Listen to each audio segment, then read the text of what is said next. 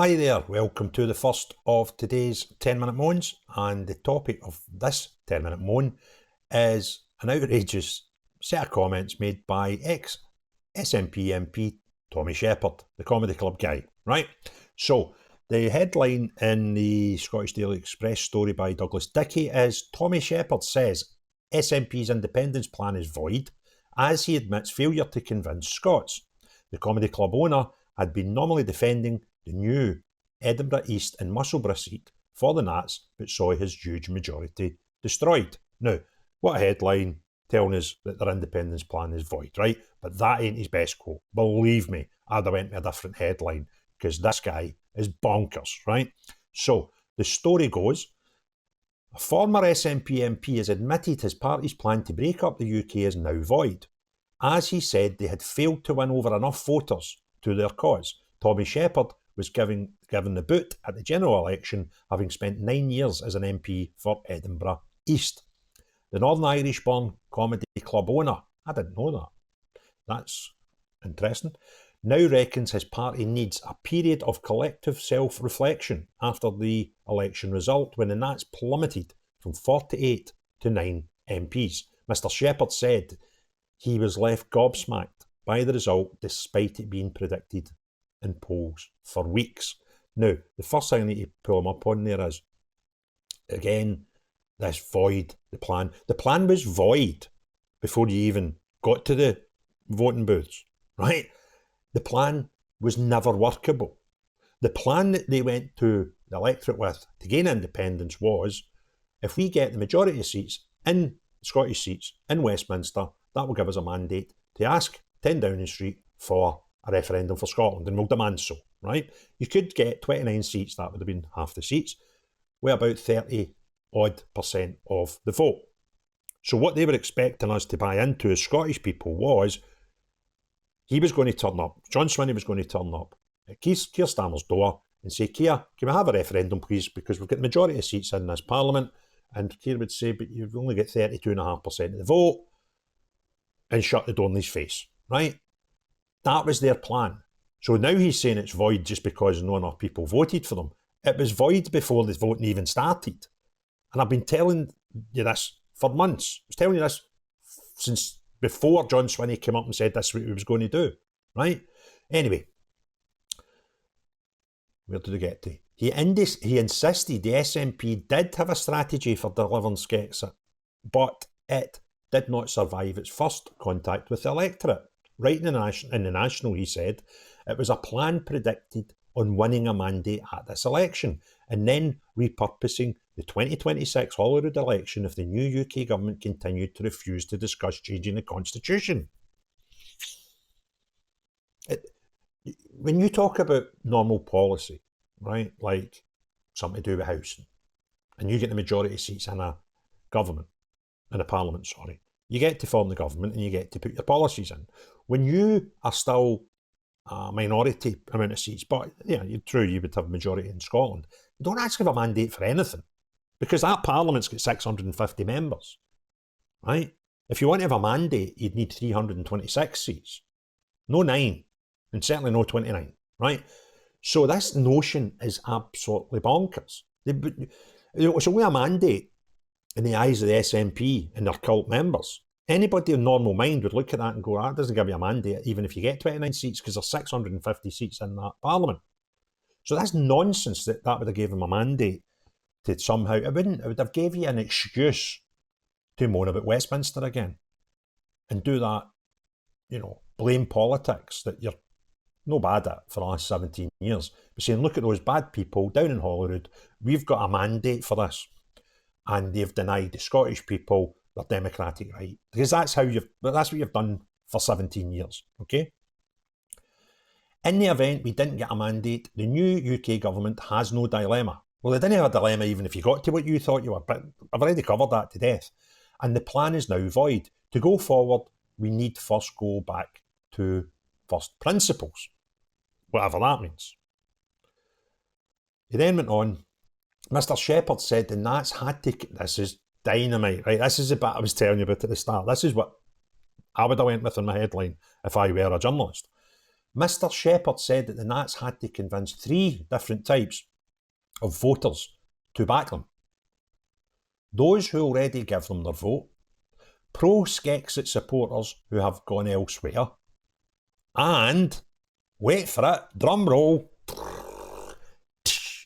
Unionists, right? He admits we have made little or no progress in reducing this number in relation to those who do not back the breakup of the UK. Why would a single unionist vote for the SNP? You have set your stall out as a separatist party, and unionists by definition are not separatists, right? So why would you expect any unionist in Scotland to give you a vote? These people are mental, right? So you want to go and put that plan into place, Tommy, right? Go and put a plan into place to attract the unionist voters to the SNP. That is the biggest waste of time, energy and effort you could ever consider. So please do that. You go out there and you spend all your time convincing unionists to vote SNP. That's a great idea. They're absolute mental. He also took a pop at former boss Alex Salmond's Alba party, which polled just 11,000 votes across Scotland. He wrote, in Alba's case, their central strategic mission is that every single election should be used to seek a mandate to begin negotiations for independence. Given the party has just paid nearly 10 grand of its members' money to the state in lost deposits and obtained 0.5% of the votes, it could be said that strategy is not working too well. Mr Sheppard had been nominally defending the new Edinburgh East and Musselburgh seat, having been elected with a majority over 10,000 in 2019. However, he was swept aside by Labour's Chris Murray. Here endeth the story, right? So, this guy's mad, evidently not right in the head, right? Because everything he says in that is just mental, contradictory. And the best bit for me is there's 3 types of people the SNP need to go and get votes from. Folk already vote for them, separatists who have no voted for them, and unionists. Well, why would a separatist party spend more than 5 minutes trying to convince a unionist to vote for them, right?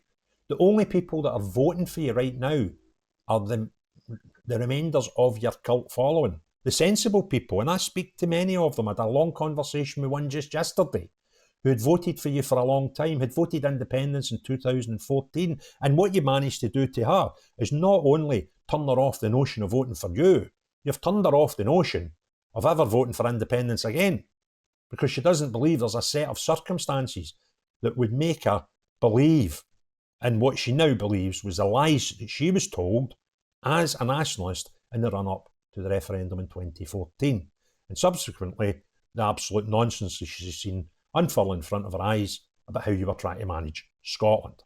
Like me, this nationalist who had voted for an independent Scotland in 2014 thought that after losing that referendum, the SNP would take the book of devolution, abuse that as much potential as possible, and make Scotland as good a country as they could. But as an SNP voter, saw you do the complete opposite, and that was make Scotland as bad as possible to try and make people, and just keep saying it's Westminster's fault, and when we get independence, it'll be so much better. That's what you've done. Now, if you've not done that, if that wasn't the plan, if that wasn't the master plan, then you're just really incompetent to govern the country. So it was either the plan or not the plan. If that was the plan, was to destroy, get teeth back in, to destroy Scotland so that people were more likely to vote for independence, then you succeeded. But it was excuse me, it was a stupid plan. But if that wasn't your plan,